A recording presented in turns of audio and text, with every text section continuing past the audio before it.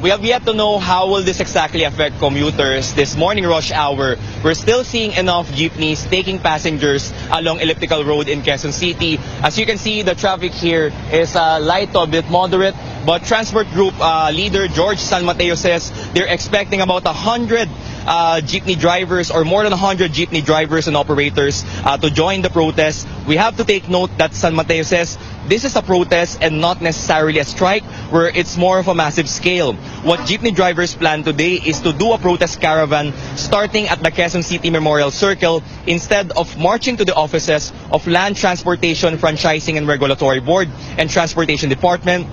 They will go directly to Menjola in Manila, where it is closest to the Malacanang Palace. They will do a noise barrage there.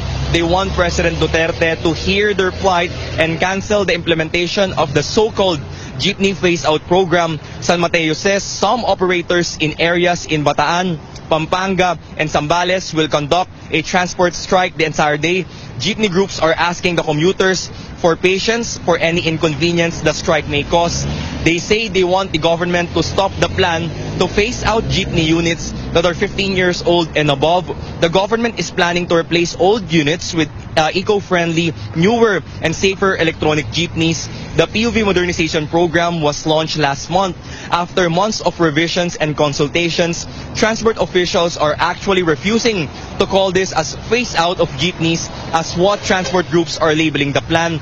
Transport authorities say the Traffic Crisis Act of 2016 calls for the phasing out of 15-year-old jeeps, but transport groups say the so-called modernization program will eventually wipe out the entire jeepney industry. This is because all jeeps will reach 15 years of age and investing in them will be impractical if they have to be shelved after 15 years. San Mateo is saying also that this will affect 600,000 drivers and 200,000 operators nationwide. Claire. Yeah, Rex, do these jeepney drivers have an alternative to the government's program? They're advocating for the rehabilitation of jeepneys instead of junking and replacing them with e-jeepneys. The government earlier promised a financial plan for the drivers and operators that will be affected by the program. But transport groups say this will not only affect them, but the commuters in smaller towns who rely solely on jeepneys.